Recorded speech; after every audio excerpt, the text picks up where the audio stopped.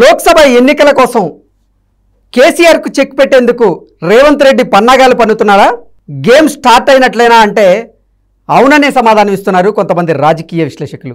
ఇక ఇదే అంశానికి సంబంధించి మనతో మాట్లాడేందుకు ప్రముఖ రాజకీయ విశ్లేషకులు జగదేవ్ గారు మనతో ఉన్నారు. ఆయనతో మాట్లాడదాం. జగదేవ్ గారు నమస్తే అండి. నమస్తే. ఏంటి తెలంగాణలో గేమ్ స్టార్ట్ అయినట్లేనా? ఎవరి వ్యూహాలు వాళ్ళు రచిస్తూ ఉన్నారు. కొంతమంది బీఆర్ఎస్ నేతలు, బడా నేతలని చెప్పుకోవచ్చు, వాళ్ళు కారు దిగేందుకు సిద్ధమయ్యారు. పెద్దపల్లి ఎంపీ కూడా కారు దిగేందుకు సిద్ధమయ్యాడు. ఆయన కాంగ్రెస్ పార్టీ తీర్థం పుచ్చుకోబోతున్నాడని కొన్ని వార్తలు వస్తున్నాయి. నిన్న జిహెచ్ఎంసీ మేయర్ విజయలక్ష్మి గారు రేవంత్ రెడ్డి గారిని కలిసిన నేపథ్యంలో ఒక వార్త వచ్చింది. మేయరు కొంతమంది కార్పొరేటర్లతో సహా కారు పార్టీని దిగి అటు కాంగ్రెస్ తీర్థం పుచ్చుకోబోతుంది అంటూ కూడా కొన్ని వార్తలు వచ్చాయి. గతంలో 5 మంది బీఆర్ఎస్ ఎమ్మెల్యేలు రేవంత్ రెడ్డి గారిని కలిశారు. బయటకు వచ్చేసి మా నియోజకవర్గ అభివృద్ధి కోసమే మేము కలిసామంటూ వాళ్ళు చెప్తూ ఉన్నారు. వార్తలేమో వాళ్ళు కూడా కాంగ్రెస్ పార్టీ తీర్థం పుచ్చుకోబోతున్నారంటూ కూడా కొన్ని వార్తలు వచ్చాయి. ఏంటి అసలు తెలంగాణలో ఏం జరుగుతుంది అంటే ప్రతిదీ కూడా 2 వెర్షన్స్ ఉంటాయి అందులో. మొదటిది మీరు అన్నట్టుగా నియోజకవర్గం ప్రజల ప్రయోజనాల దృష్ట్యా కలిసాము అంటే ఓకే. దానికి ఏ శాఖపరమైన ఆ శాఖ మంత్రితో కలవచ్చు, లేదా ఆ పర్టికులర్ సమస్య ముఖ్యమంత్రి గారి దృష్టికి తీసుకెళ్లాలంటే అక్కడ స్థానికంగా ఉండాలని కొంతమంది ప్రముఖ నాయకులను తీసుకొని వెళ్ళి ఎమ్మెల్యే గారు వెళ్ళి విన్నవించుకోవచ్చు. కానీ ఇప్పుడు డౌట్ ఎక్కడ వస్తుందంటే ఒక 2వ వెర్షన్లో ఒకేసారి మీరు 4-5 వెళ్ళడము, ఆయనకి పుష్పముంచి శుభాకాంక్షలు చెప్పడము, తీరా బయటకు వచ్చాక మీడియా ముఖంగా మాట్లాడితే నియోజకవర్గ సమస్యల గురించి అని చెప్పడమే జరుగుతుంది. నిజంగా సమస్యల గురించి చెప్పారా? నిజంగా సమస్యల గురించి మాట్లాడతారా?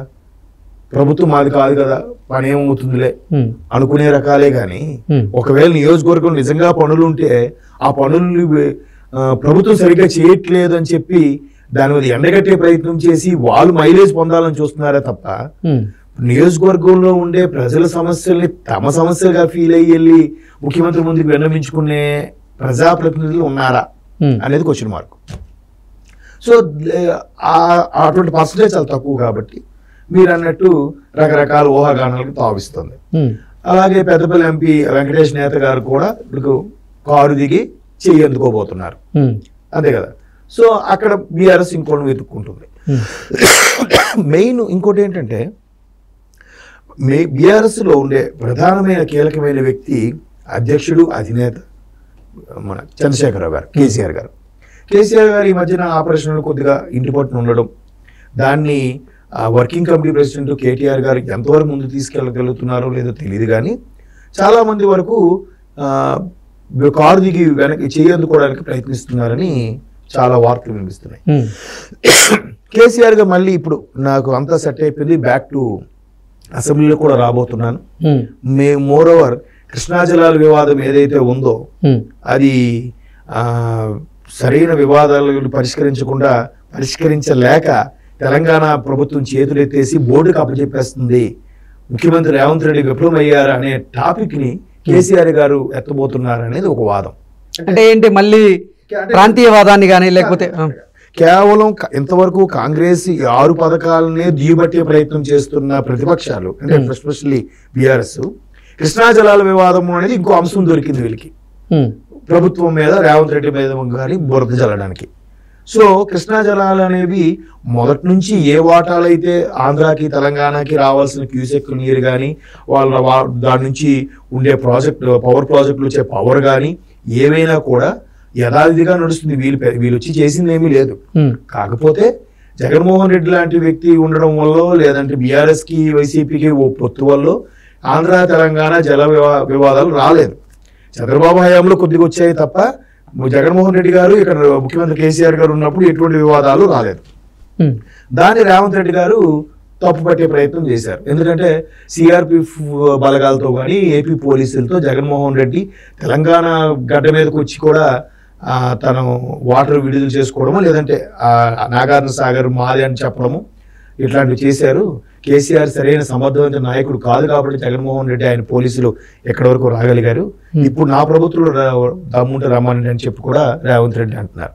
సో బీఆర్ఎస్ కూడా ఇంకో పాయింట్ దొరికింది, 6 పథకాలతో పాటు కృష్ణా జలాల టాపిక్ కూడా దొరికింది అని సంబరపడుతున్న లోపే రేవంత్ రెడ్డి ఇంకొక అడుగు ముందుకేసి కృష్ణా జలాలు కూడా ఈ స్థాయిలోకి రావడానికి, ప్రజలకి మభ్యపెట్టడానికి, ప్రజలకి మభ్యపెట్టేలాగా మేమేదో తెలంగాణ సాధించేసి తెలంగాణ ప్రజలకి కృష్ణా జలాల ద్వారా న్యాయం చేశాము అని మసిపూసి మారేడుకాయ చేసే ప్రయత్నం కేసీఆర్ చేశారని రేవంత్ రెడ్డి ముందుగానే కొట్టివేస్తున్నారు. సో ఇవన్నిటిని దృష్ట్యా చూస్తే ఓవరాల్గా కాంగ్రెస్ వైపు ఫేవర్గానే ఉంటుంది. నాయకులు కూడా అటువైపు మొగ్గు చూపుతున్నారు. రేవంత్ రెడ్డి గారు కూడా కాంగ్రెస్లో ఉండే సీనియర్ నాయకులందరినీ కూడా ప్రాధాన్యత ఇస్తున్నారు. ఇప్పుడు కృష్ణా జలాల వివాదం వచ్చేసరికి ఏమంటున్నారు, నేను ఉత్తమ్ కుమార్ రెడ్డి గారు మా శాఖ మంత్రి ఉత్తమ్ కుమార్ రెడ్డి గారు చాలు, ఇంకో అంశం వచ్చింది అనుకోండి నేను మా ఉప ముఖ్యమంత్రి బట్టి విక్రమార్క గారు చాలు అన్నట్టుగా ప్రతి దానికి కూడా బట్టి విక్రమార్క గారిని సీనియర్ నాయకులందరినీ కలుపుకునే ప్రయత్నం చేస్తూ ఎక్కడ పొరపచ్చాలు లేకుండా నడిపిస్తూ బీఆర్ఎస్ గత ప్రభుత్వం చేసిన అన్యాయాలను ఎండగట్టే ప్రయత్నం చేస్తున్నారు. కాబట్టే ప్రతి ఒక్కరు కూడా కారు దిగి చెయ్యదుకోవాలని చూస్తున్నారు. ఇంకొకటి, రేవంత్ రెడ్డి గారికి రేపు రాబోయే లోక్సభ ఎన్నికలు చాలా కీలకం. ఎందుకు? ముఖ్యమంత్రిగా పీఠాన్ని అధిష్ఠించారు కానీ బొటాబొటి మార్గంతోనే అధిష్ఠించారు నా అభిప్రాయం ప్రకారం. సో ఈసారి మళ్ళీ ఆయన ఖచ్చితంగా ఆయన బలగం పెంచుకోవాలి, ఆయన సత్తా ప్రూవ్ చేసుకోవాలి, అధిష్టానం వద్ద ఆయన పేర్లు కాపాడుకోవాలంటే లోక్సభ ఎన్నికలు కీలకం. లోక్సభ 17 స్థానాలకు గాను కనీసం ఒక 10-12 స్థానాలు కానీ తెప్పించుకోగలిగితే రేవంత్ రెడ్డి సత్తా ఉన్న దమ్మున్న నాయకుడు అని అధిష్టానంలో ఉంటుంది, ప్రజల్లో కూడా గుర్తింపు వస్తుంది, ఇంకాస్త క్రేజ్ పెరిగిపోతుంది. సో ఈ క్రేజ్ ఆల్రెడీ రేవంత్ రెడ్డి వైపు డైవర్ట్ అయ్యింది కాబట్టి కాంగ్రెస్ వస్తుందని చాలామంది ఎక్స్పెక్ట్ చేయలేరు. ఎన్ని సర్వేలు చెప్పినా కూడా 50-50 ఛాన్సెస్ ఉన్నాయి. బీఆర్ఎస్ఏ బీజేపీతో కలిసి చేసేస్తుందేమో, బీఆర్ఎస్కి ఎలాగో ఎంఐఎం సపోర్ట్ ఉంది కదా బీఆర్ఎస్ వస్తుందేమో అనుకున్నారు కానీ లాస్ట్ మినిట్ వరకు కాంగ్రెస్ వస్తుందని ఎవరు ఎక్స్పెక్ట్ చేయలే. కానీ దాన్ని మొదటి నుంచి నమ్మింది రేవంత్ రెడ్డి గారు.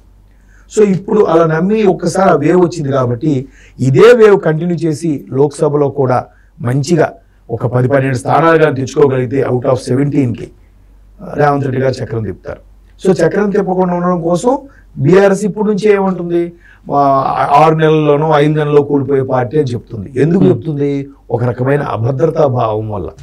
అంటే అభద్రతా భావం వల్ల కూలిపోబోతుంది ప్రభుత్వం అని చెప్తుందా, లేకపోతే అసలు తెలంగాణలో కాంగ్రెస్ ప్రభుత్వాన్ని కూల్చేటువంటి ప్రయత్నాలు ఏమన్నా వైఎస్ఆర్సీపీతో కలిసి బీఆర్ఎస్ పార్టీ చేస్తోందా అంటే ఏం చెప్తారు?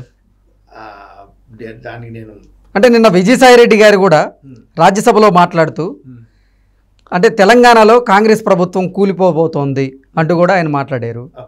దాన్ని ఉద్దేశించి కూడా ఈరోజు తెలంగాణ కాంగ్రెస్ నేతలు ఆయన మీద కేసులు పెడుతూ వస్తున్నారు. ఏంటి నిజంగానే ఇటు బీఆర్ఎస్ పార్టీతో కలిసి వైఎస్ఆర్సీపీ తెలంగాణలో కాంగ్రెస్ ప్రభుత్వాన్ని కూల్చేందుకు ప్రయత్నం ఏమైనా చేస్తోందా అనేటువంటి అనుమానాలు అయితే కొంతమంది వ్యక్తం చేస్తున్న నేపథ్యంలో ఏంటి?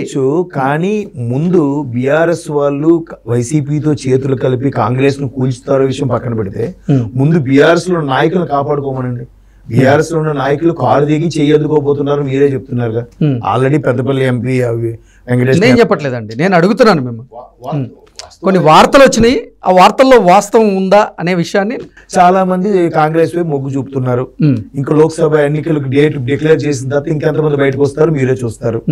బీఆర్ఎస్ కి చాలా చోట్ల నాయకులు కూడా సరైన నాయకులు కూడా పోటీకి లేరు అనే వార్తలు కూడా వినిపిస్తున్నాయి కదా. అందరూ రేవంత్ రెడ్డి గారు అధికారం విషయంలో కానీ రేవంత్ రెడ్డి గారు ఆ కాంగ్రెస్ వేవ్ కానీ అటువైపు డైవర్ట్ అవుతున్నారు. ముఖ్యమంత్రి రేవంత్ రెడ్డి గారిని 4-3 చొప్పున కలుస్తున్నారు. నిన్నటి మేయర్ గారు కూడా కలిశారంటున్నారు. మేయర్ గారు కలవాలంటే ఎందుకు? దానికి ఒక మున్సిపల్ శాఖ మంత్రులు కలిసి ఏంటి నెక్స్ట్ తీసుకునే చర్యలు ఏంటని మాట్లాడితే సరిపోతుంది. ముఖ్యమంత్రి గారిని వెళ్ళి కలిసి మాట్లాడేంత అపాయింట్మెంట్ తీసుకునేంత అవసరం వచ్చింది అంతే కదా. నిజంగా హైదరాబాద్ ప్రయోజనాల కోసం అయితే ఆ శాఖ మంత్రితో కలిసి మాట్లాడితే సరిపోద్ది.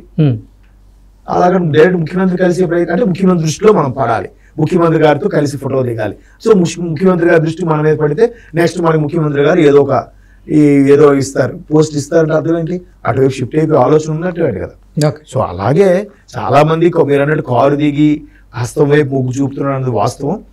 లోక్సభ డేట్ డిక్లేర్ చేసిన మరుక్షణం ఇంకొంతమంది బయటపడతారు. సో ఈ అభద్రతా భావంతోనే బీఆర్ఎస్ కాంగ్రెస్ కూలిపోతుందని చెప్తుందేమో.